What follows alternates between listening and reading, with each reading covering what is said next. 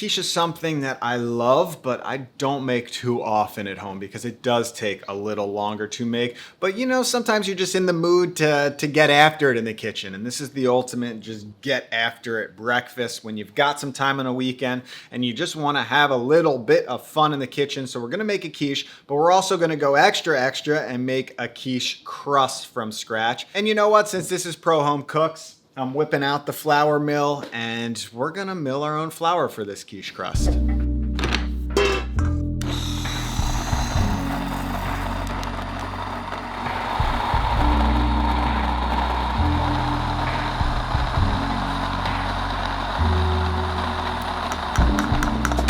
you can see we have a beautiful blend between some softer wheat over here, and see how this is a little darker. That's some hard wheat. This soft stuff, great for pastry, great for that crumbly crust. The hard wheat just has higher protein, so a little more gluten in there. But we still need to sift this to remove the bran because we don't want that in our crust.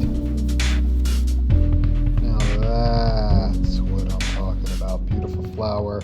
And the bran, we can use this for bran muffins. You can make a sourdough starter out of this, or you can dust your bannetons with this. But it's time to make a pie crust.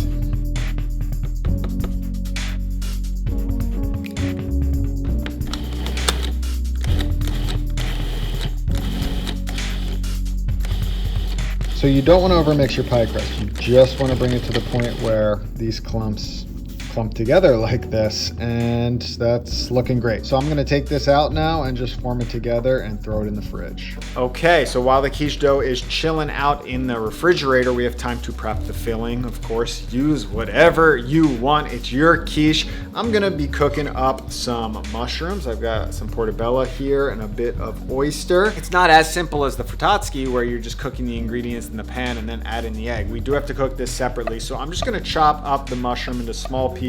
Get some oil in a pan and just saute that mushroom until you remove the moisture and you start to brown them. And then I'm going to add those oyster mushrooms, which cook a lot quicker. And then once those are looking really nice, just like this right here, I'm going to dump in a whole bunch of spinach and wilt that down, and boom, you've got your veggies for your quiche.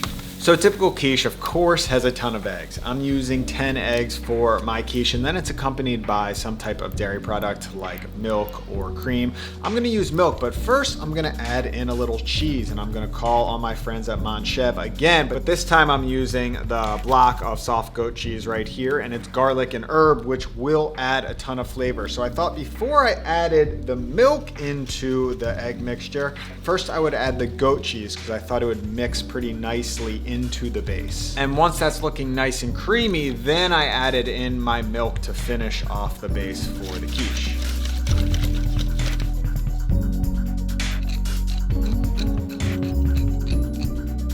Quiche filling, check.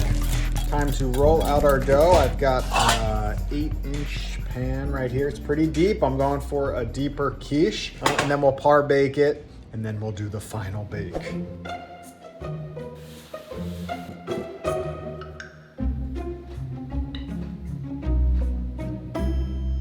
I've never made a pie crust with self-milled flour. This is very delicate. I basically just babied it into existence, but I'm getting pretty excited to see how this is gonna taste. But there's still the hurdle of getting this into this.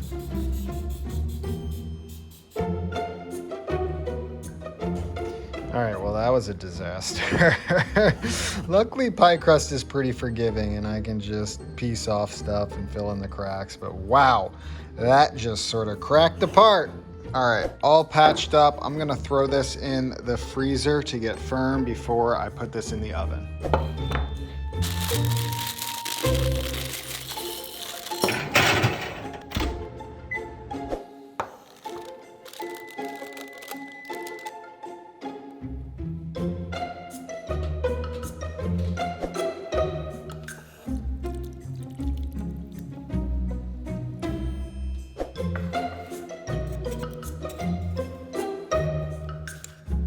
All right, let's examine this quiche. So crust held up decently over here. We had a bit of a leakage over here, some egg leakage, but I'm interested to see what's on the inside.